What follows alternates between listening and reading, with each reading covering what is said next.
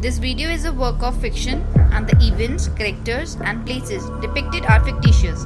Any resemblance to actual persons, living or dead, or to actual places is purely coincidental.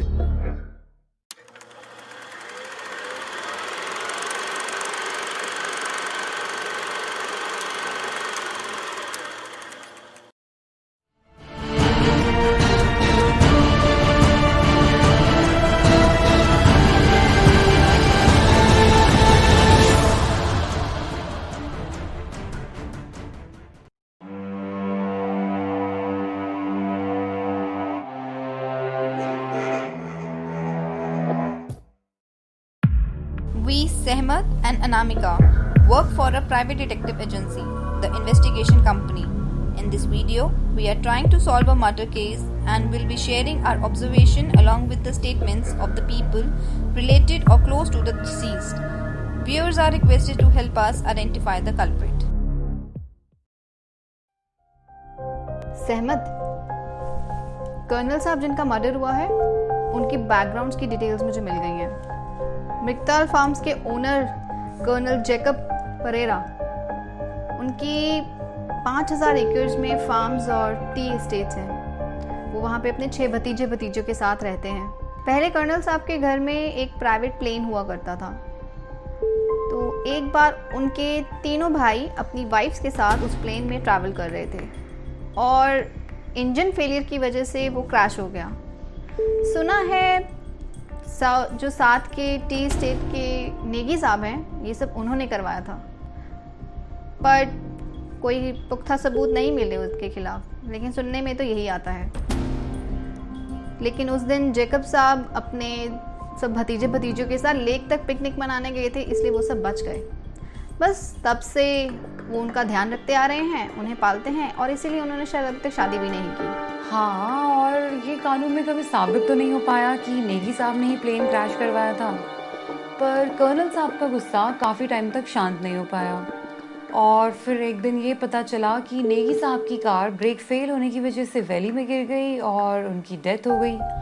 अब उनकी window ही वो tea estate संभालती है और उनके 2 बच्चे हैं जो दिल्ली में पढ़ाई भी कर रहे हैं और उनका दिल्ली ऑफिस भी संभालते हैं। चलो बाकी की डिटेल्स हम वहीं चल के लेते हैं।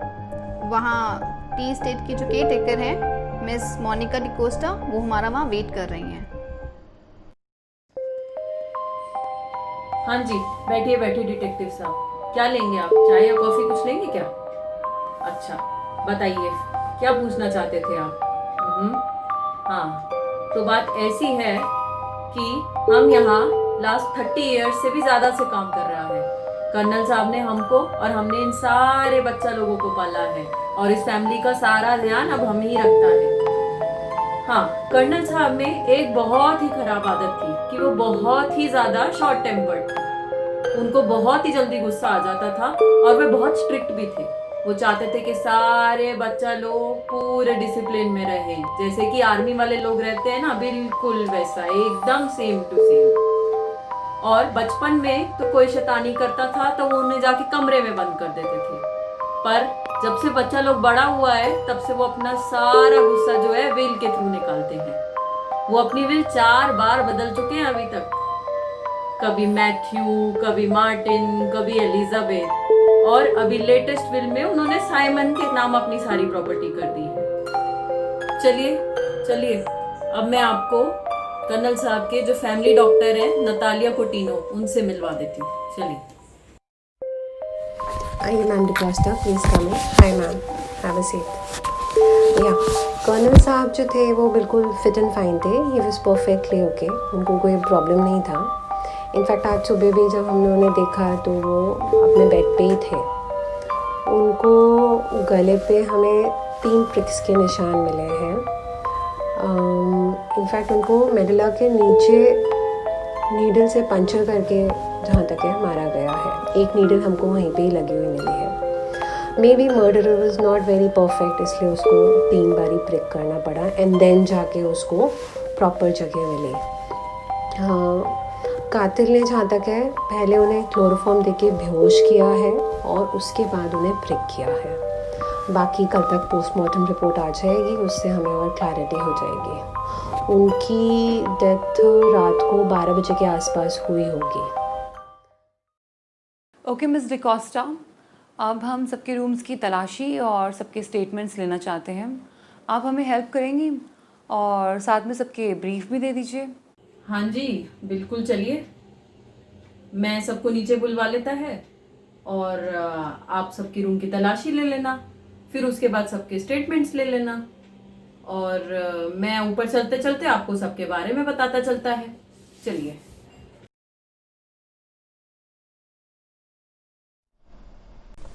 चलो सहमत, आई थिंक ये जगह ठीक है। यहीं पे बैठ के सब कंपाइल कर लेते हैं, सबकी बैकग्राउंड, रूम की इन्वेस्टिगेशन और सबकी स्टेटमेंट्स।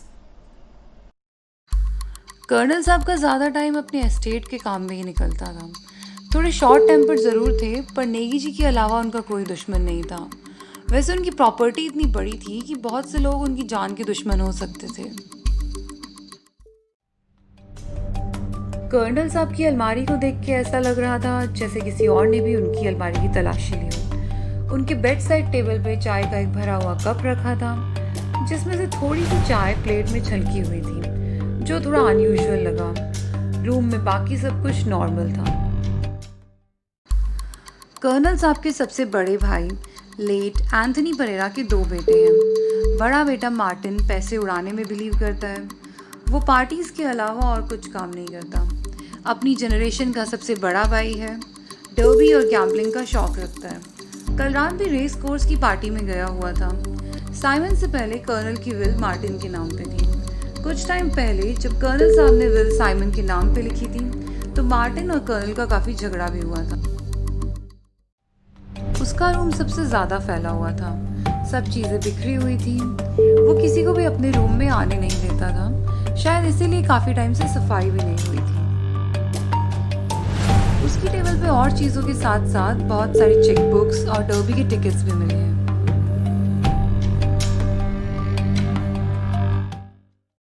और ये है मार्टिन का बयान।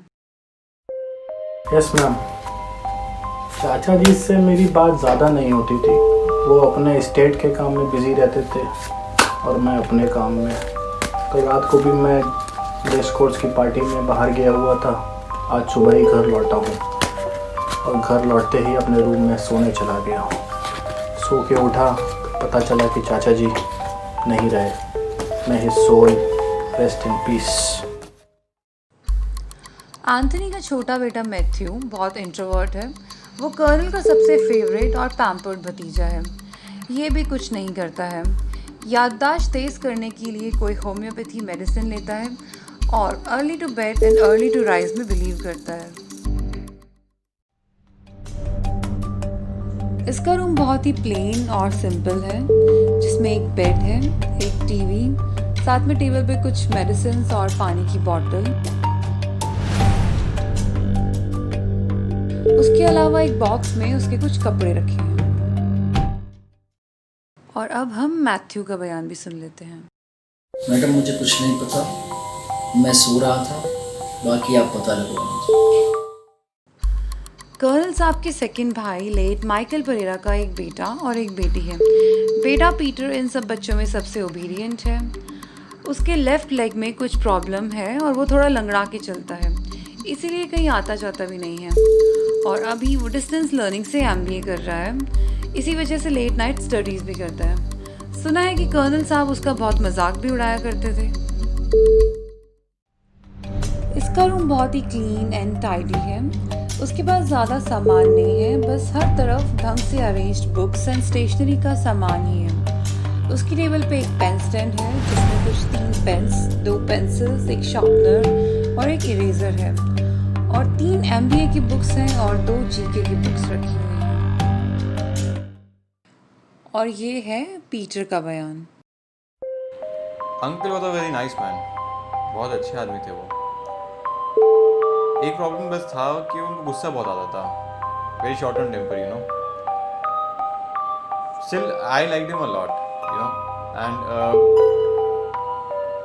इवन दो वो मेरे पैर का मजाक उड़ाया करते थे, बट मैं उनको पसंद करता था और उनकी हर बात माना करता था मैं तो।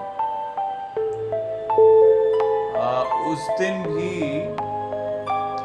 आई मीन दैट नाइट मैं अपने कमरे में ही था, मैं तो पढ़ता रहता हूँ देर तक, उस दिन भी पढ़ाई कर रहा था एंड ऑनेस्टली मैंने तो कुछ सुना भी नहीं उस दिन। माइकल की बेटी मैरी को एम्ब्रॉयडरी का बहुत शौक है और सुबह डेली कर्नल साहब को यही चाय बना के देकर आती थी। उसके रूम में टेबल पे एम्ब्रॉयडरी फ्रेम में आधा काम हुआ एक कपड़ा रखा है। ऐसा लग रहा है जैसे वो बहुत दिनों से इस कपड़े में काम कर रही हो, पर नीडल गायब है। फ्रेम के पास ही उसका एम्ब्रॉयडरी किट भी रखा हुआ है जिसमें और नीडल्स एंड थ्रेड्स वगैरह है। यूजुअली लोग अपनी नीडल उसी कपड़े में ही लगा के रखते हैं। कर्नल साहब के गले में जो नीडल मिली है वो बिल्कुल इसी किट में रखी हुई नीडल जैसी ही है। और अब हम मैरी का बयान भी सुन लेते हैं। हाँ जी, मैं ही रोज़ अंकल को चाय देने जाती हूँ। ये मेरा रोज़ का रूटीन है। रोज़ की तरह मैं आज भी 6:30 ही गई थी चाय देने के लिए, बट ये मैंने देखा कि अंकल तो अभी भी लेटे हुए हैं, जबकि वो तो रोज़ सुबह जल्दी उठने वालों में से हैं। मैं जल्दी से डिकोस्टा मैम के पास गई, उन्होंने भी आके चेक किया, हम दोनों ने इवन आवाज़ें भी दी उनको, पर उन्होंने कोई भी जवाब नहीं दिया, कुछ रिस्पॉन्स ही नहीं दिया उन्होंने। तो हम डॉक्टर नतालिया के पास गए, उनको जल्दी से बुला के लेके आए कि एक बार आप चेक करो कि क्या हुआ है उन्हें। तो उन्होंने चेक किया, बट उन्होंने सीधे एक ही बोला, आंसर दिया कि ही इज़ नो मोर। बहुत ज़्यादा दुख हुआ, मतलब बहुत ज़्यादा धक्का लगा कि ये अचानक क्या हो गया। बाकी अगर मैं आपको कल रात की बताऊं तो ऐसा तो कुछ नहीं था, घर में सब नॉर्मल की ही चल रहा था। बाकी साइमन भैया जो थे वो रोज़ अपने फ्रेंड्स के साथ कई बार बाहर निकल जाते थे, तो कल भी वो मूवी देखने ही गए थे अपने फ्रेंड्स के साथ। वापस आए तो थोड़े आवाज़ें आ रही थी उनके रूम में से, बट उसके अलावा तो it was normal as usual था। कर्नल साहब के थर्ड भाई लेट फिलिप का भी एक बेटा और एक बेटी है। बेटा साइमन MBBS कर रहा है। वो पीटर के बहुत क्लोज है क्योंकि दोनों का एक ही एज ग्रुप है और दोनों के इंटरेस्ट भी काफ़ी मिलते हैं। ये लेफ्ट हैंडेड है। कल रात को फ्रेंड्स के साथ मूवी देखने गया हुआ था। इसकी रूम की अलमारी में क्लोरोफॉर्म की बोतल मिली है और दूसरी अलमारी की ड्रॉअर में कर्नल साहब की लेटेस्ट विल मिली है। इसमें उन्होंने सारी प्रॉपर्टी पीटर के नाम लिखी है, पर इस पे विटनेस के सिग्नेचर्स नहीं हैं। उसकी टेबल पे मिनवेरा थिएटर की पार्किंग स्लिप्स भी मिली हैं जो कल की डेट की हैं। उसकी टेबल पे बहुत सारी बुक्स और नोट्स भी मिले हैं। साइमन नोट्स में इम्पोर्टेंट लाइंस के ऊपर हाईलाइटर यूज़ करता है, पर एनाटॉमी वाली बुक में नर्वस सिस्टम वाले चैप्टर में उसने कुछ जगह पेंसिल से अंडरलाइन किया हुआ है। अब साइमन का बयान भी सुन लेते हैं। Anamika, right? Look Anamika, I went for a movie last night और वहाँ से करीब 12-12:30 बजे लौटा हूँगा। Then I went to sleep. ये मूवी एक्चुअली मुझे पीटर ने सजेस्ट की थी। He knows about my interest.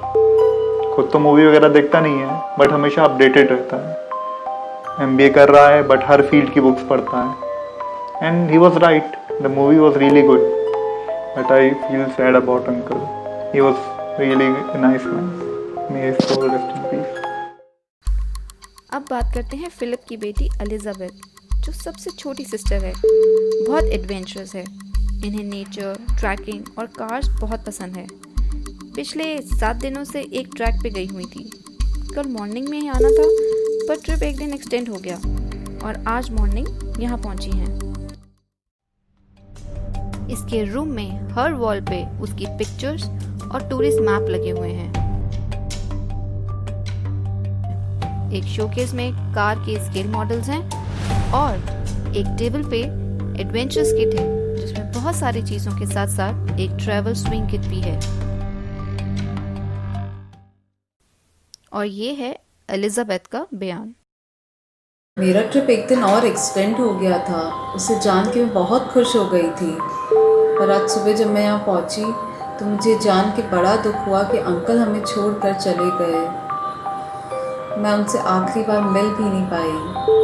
काश मेरा ट्रिप टाइम से ख़त्म हो पाता और मैं उनसे मिल पाती। पता नहीं उनको किसने मार दिया। मृगताल फार्म के पास वाले टी एस्टेट की ओनर मिस मीरा नेगी यहाँ अपने 7 सर्वेंट्स के साथ अकेली रहती हैं। जैसा कि पहले भी बताया कि नेगी साहब की एक कार एक्सीडेंट में डेथ हो गई थी। उनके 2 बच्चे हैं जो दिल्ली में पढ़ रहे हैं और वहाँ का एस्टेट का ऑफिस भी संभालते हैं। और ये है मीरा नेगी का बयान। How can I help you? मैंने कार्गिल को नहीं मारा। Why will I kill him? Of course, हमारी बनती नहीं थी, but that doesn't mean I will kill him. और आपको जो भी इन्वेस्टिगेशन करनी है आप उनके एस्टेट में जाके करिए। इतना बड़ा एस्टेट है उनका, मैं पूरे दिन यही थोड़ी ना देखती रहूंगी कौन कब आ रहा है कौन कब जा रहा है। Thank you. This case is so complicated. सब पे शक हो भी रहा है और नहीं भी। पता ही नहीं चल रहा है कि कौन कातिल है और कौन इनोसेंट। बहुत दिमाग लगाना पड़ेगा इसमें। क्यों सहमत, तुम्हें क्या लगता है ऑडियंस पहचान पाएगी ना कातिल को? हाँ नामिका, बिल्कुल पहचान पाएंगे। पहचान पाएंगे ना आप लोग? Can you guess who is the murderer? We will be back in our next episode with the culprit.